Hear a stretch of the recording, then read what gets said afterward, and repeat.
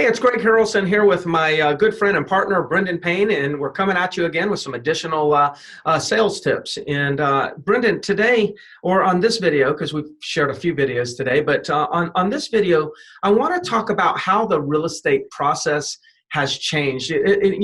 There's a lot of conversations about virtual tours, virtual open houses, and things like that. That's great. It looks like the industry is going to be innovative right now. Mm-hmm. But when it comes to like real presentations, there's some things that have changed when it comes to the process, and there's probably some things that maybe shouldn't change when it comes to the process. So in the area of presentations, how has the process changed? What adjustments do we need to be considering right now? Yeah, and I think that's a good conversation, because one of the things that I'm hearing from agents is anytime it changes up your normal routine, your normal way of doing things, there's a little bit of stress in there. And an actual presentation, whether it be going and showing property or having that first initial conversation with somebody at their home, walking through their home and sitting down at the kitchen table, that's kind of what the normal was. And now we're all separated in some way, shape, or form. So that's, I think, causing some stress. So the communication, really, even though the venue may change and how we are sitting across from each other may change, it's important that you don't lose your standards. I think it's important that you still maintain and kind of understand how the process works in the sales cycle. It hasn't changed. There's still people that you're going to have to take from the beginning stage where they're just thinking about making a move all the way through where you're actually going and getting listing paperwork signed. So, I'd say a couple of key points on it would be, let's talk about sellers. If you're working with sellers, you still have to make sure that you are in communication with them and understand what their motivation is. You still have to understand kind of what their time frame is. You still have to have conversations about pricing. All those things have to happen, but how do you do them in a virtual world, or how do you do them when you're not sitting across from them? So that's where, when we've talked in previous videos, if people are looking for skills that they need to be working on, that's where it's at. I mean, There's some people in a forum like this, you and I are sitting across from video from each other. We're very comfortable with each other. And so we can talk and be very normal. But when you're sitting across from somebody that might be, even across town on video, and you're trying to do the listing presentation, there's going to be a certain amount of stress for someone who's not used to looking into the screen and seeing themselves. Just something like that can be a challenge. So same thing with a phone. A lot of people would prefer to be in front of somebody when they're talking about important stuff. So how do you communicate effectively over the phone when all of the communication is verbal, and we're used to having all the nonverbals they give us, all the sitting across from somebody, you get a lot of communication through things beyond what they're just saying, and now you have to start listening differently.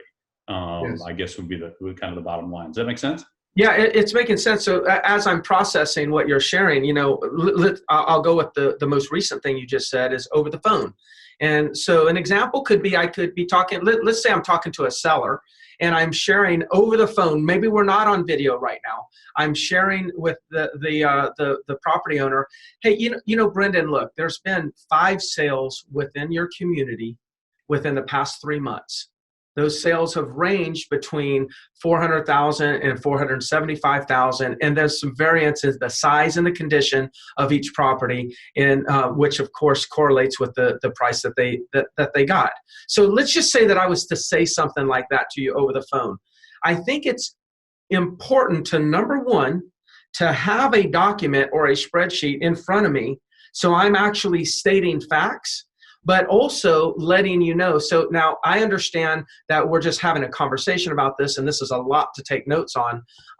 But I also just sent you an email with that document. So like the minute that I actually am on the phone with you, I could say in your email right now, I actually sent you that exact document. And then you can then at that moment choose to pause and pull up the document, and then we can walk through it. Or, any of the documents any of the data that I'm going to be talking about, I should probably already email them that information call them and let them know, hey, you've got that email. Why don't you have that email open?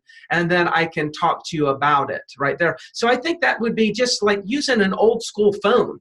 That would be a process. Now we can go much further than that and do a Zoom call, right? So let's just assume you got the more the people that are a little bit more advanced with technology, and you can get them on a Zoom call. Then if you're, working on your Zoom call and web call skills, then obviously you can have that on your computer and you can share your screen and you can kind of go through things. But I think what's really important about what you said that at least I picked up on is virtually just means how we're displaying the same stuff we were already talking about. Yeah.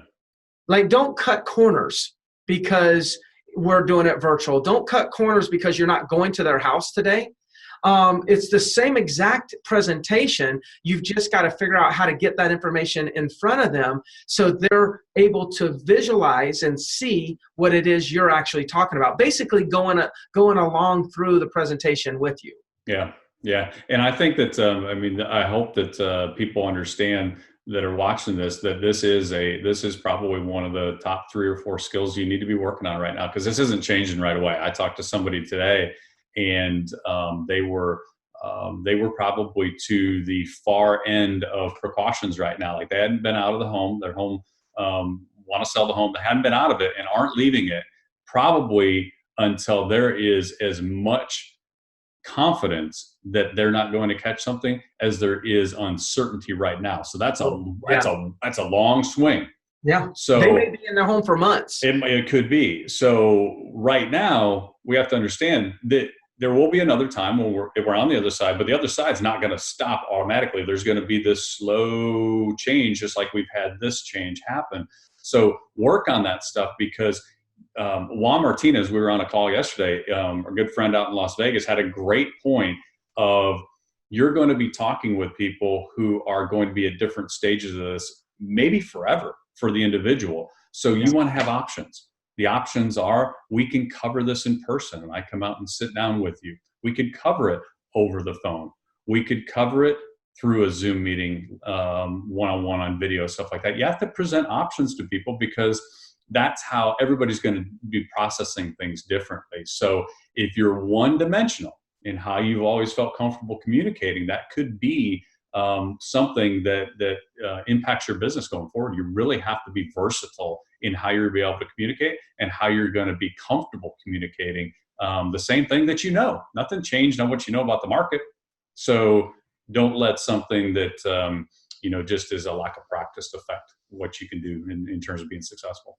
Yeah, that's great. Great advice. Well, good. This turned out just the way that I'd hoped. The process has changed, but how we process, doesn't necessarily change, but what we present changes, right? So the process is kind of the same. We're really presenting a lot of the stuff. It's just the way we're doing it and making sure that we're still able to keep the other person's attention, through the process. I think that's going to be the challenge, is how do you keep their attention when they're watching a video with their kids in the house, and whatnot. So I think you got to have something in their possession or within their view that they can kind of go along with you on the journey or the presentation. So yeah, great. Definitely. All right. Well, good. Well, Great. Sounds good. Until the next one. Sounds good.